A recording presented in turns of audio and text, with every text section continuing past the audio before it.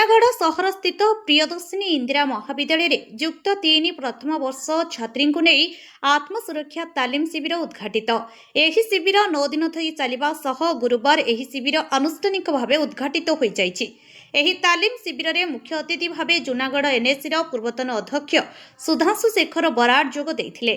ସମ୍ମାନିତ ଅତିଥି ଭାବେ ପୋଲିସ ଏଏସ୍ଆଇ ସ୍ମିତାରାଣୀ ମାଝୀ ଏବଂ ଅନ୍ୟତମ ଅତିଥି ଭାବେ ଜୁନାଗଡ଼ ମିଡ଼ିଆ କ୍ଲବ ସଭାପତି ଆଦିତ୍ୟ ପ୍ରସାଦ ମହାନ୍ତି, କଲେଜର ଭାରପ୍ରାପ୍ତ ଅଧ୍ୟକ୍ଷା ସାଗରିକା ଦାସ, ଓଡ଼ିଆ ଅଧ୍ୟାପକ ବିଶ୍ୱରଞ୍ଜନ ବେହେରା, ପିଇଟି ସମୀରଞ୍ଜନ ସାହୁ, ଆତ୍ମସୁରକ୍ଷା ତାଲିମ ପ୍ରଶିକ୍ଷଣର ସଂଯୋଜିକା ଅମିତା ମେହେର ପ୍ରମୁଖ ଯୋଗଦାନ କରିଥିଲେ ଏବଂ ଛାତ୍ରଛାତ୍ରୀମାନେ କିପରି ଏହି ତାଲିମ ଶିବିରରେ ପ୍ରଶିକ୍ଷଣ ନେଇ ନିଜ ସୁରକ୍ଷା ନିଜେ କରିପାରିବେ ସେ ନେଇ ଅତିଥିମାନେ ନିଜ ନିଜ ବକ୍ତବ୍ୟରେ ପରିପ୍ରକାଶ କରିଥିଲେ। ଏହି ଆତ୍ମସୁରକ୍ଷା ତାଲିମ ଶିବିରରେ ପ୍ରଶିକ୍ଷକ ଭାବେ ଜଲି ପରାଭୋଇ ଏବଂ ଶିବାନୀ ଭାଟି ଛାତ୍ରୀଙ୍କୁ ପ୍ରଶିକ୍ଷଣ ଦେଇଥିଲେ। ଏହି କାର୍ଯ୍ୟକ୍ରମକୁ କଲେଜର ଓଡ଼ିଆ ଅଧ୍ୟାପକ ବିଶ୍ୱରଞ୍ଜନ ବେହେରା ପରିଚାଳନା କରିଥିବା ବେଳେ ପିଇଟି ସମୀର ସାହୁ ଧନ୍ୟବାଦ ଅର୍ପଣ କରିଥିଲେ। ଏଥିରେ କଲେଜର ବିକାଶ ବେହେରା, ଜିତେନ୍ଦ୍ର ନାୟକ, ଆଲୋକ ସାହୁ, ତ୍ରିଭୁବନ ବେମାଲ, ରାଜକୁମାର ବେମାଲ ପ୍ରମୁଖ ଉପସ୍ଥିତ ରହି କାର୍ଯ୍ୟକ୍ରମକୁ ସକ୍ରିୟ ସହଯୋଗ କରିଥିଲେ।